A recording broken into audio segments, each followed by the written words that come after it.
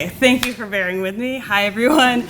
My name is Alysha Romain, and this year I worked at Blackstone Valley Prep, or as I will probably refer to throughout the entire presentation as BVP, and I worked on in the human capital team, focusing on recruitment, retention, and support of educators of color.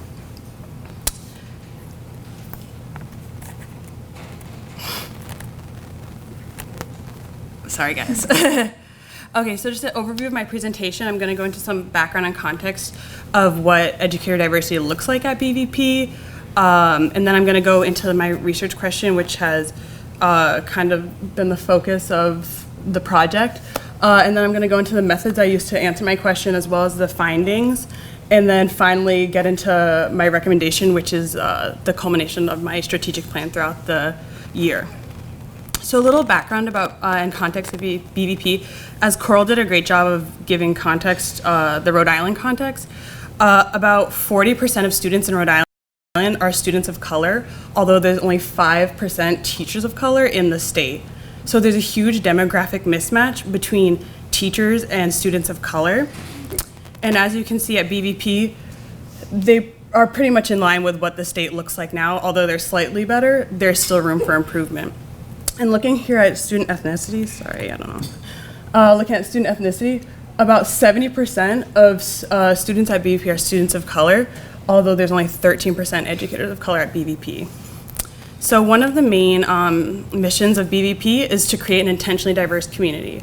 And by doing that, they pull from 4 different districts, 2 higher income districts and 2 lower income districts, which are predominantly minority communities. And so by doing that, they're able to create a very diverse student body, although where they're lacking is in their diversity of their educators. So this is their diversity statement. And so through my work, I'm trying to enhance this statement and make a more authentic learning environment for students to make this become a reality, because they don't have teachers who are also able to reflect their experiences and what they go through and understand how they feel every day and are coming from their communities. And also data and qualitative research shows that when all students, not just students of color, white students as well, have an educator of color, they have improved outcomes such as increased graduation rates, decreased dropout rates, and higher test scores. So overall, it's a benefit for everybody.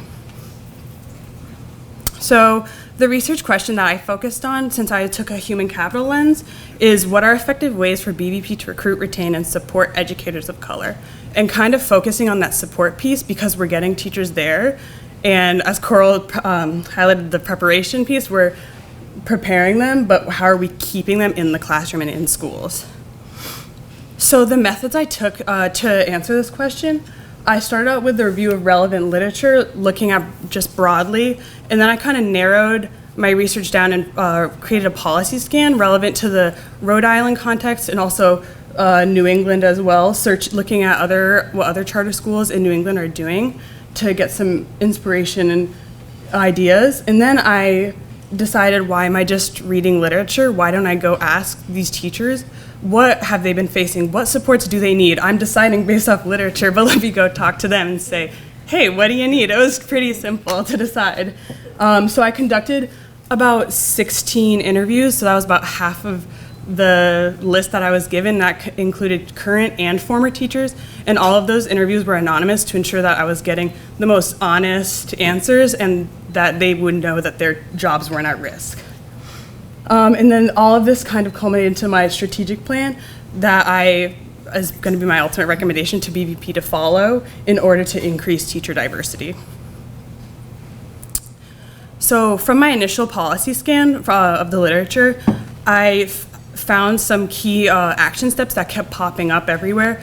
And then ultimately, the one of creating a strategic plan to outline specific goals for educator diversity kind of became the main focus to ensure and hold BVP accountable, that they're not just saying they want to achieve this goal, but saying these are the steps we're going to take, and we're going to keep track of how we get there.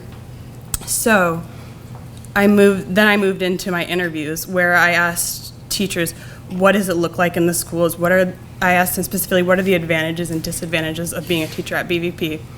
So some of these disadvantages may seem negative, although it just highlights how much of a need there is for more educators of color.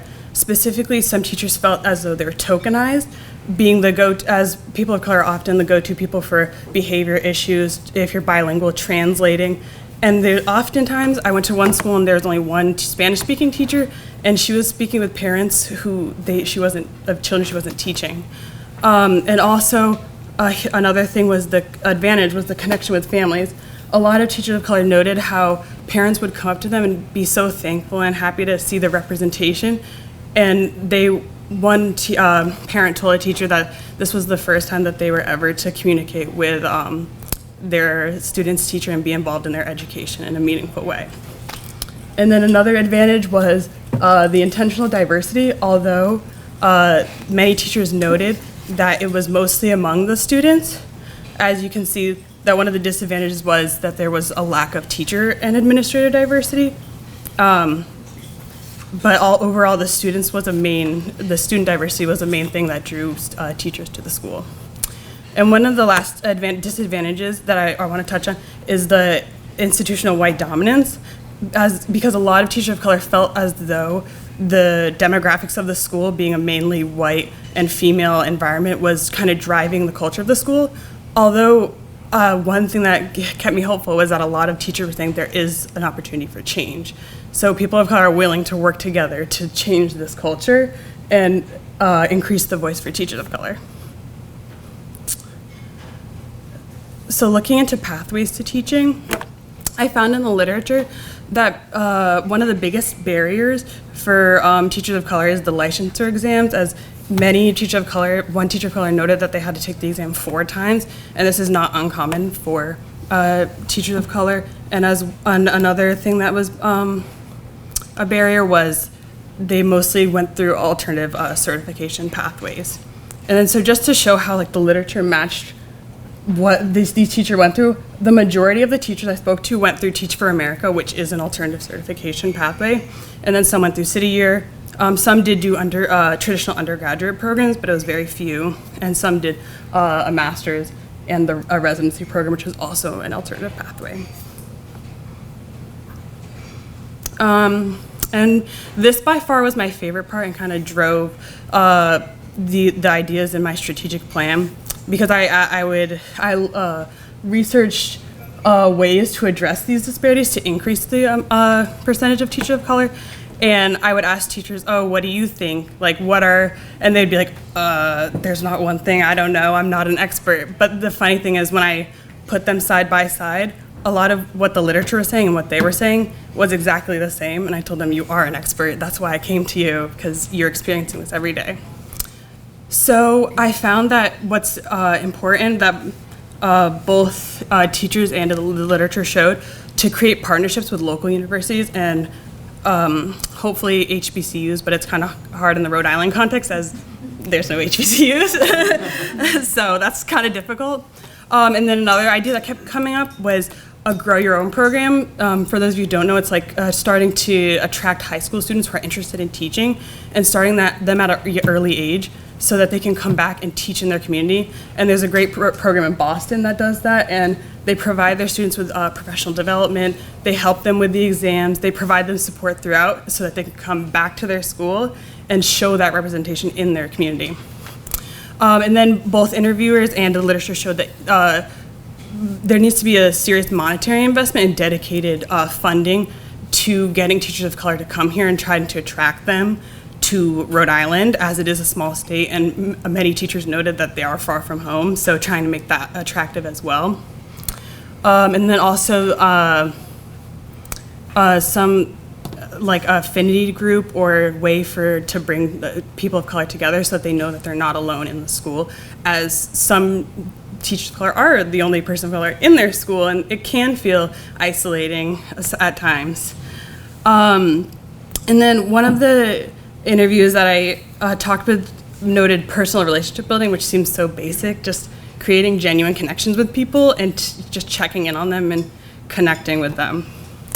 So this has all led to my recommendation, which is the creation of a strategic plan, which is divided into 2 parts of recruitment and retention and support. So it outlines specific action steps for the network to take and follow, as well as holding them accountable through checking the status and how they're going to review this progress measure. So ultimately, my goal is for BVP is to increase the percentage of educators of color to closely mirror the student enrollment by race and ethnicity.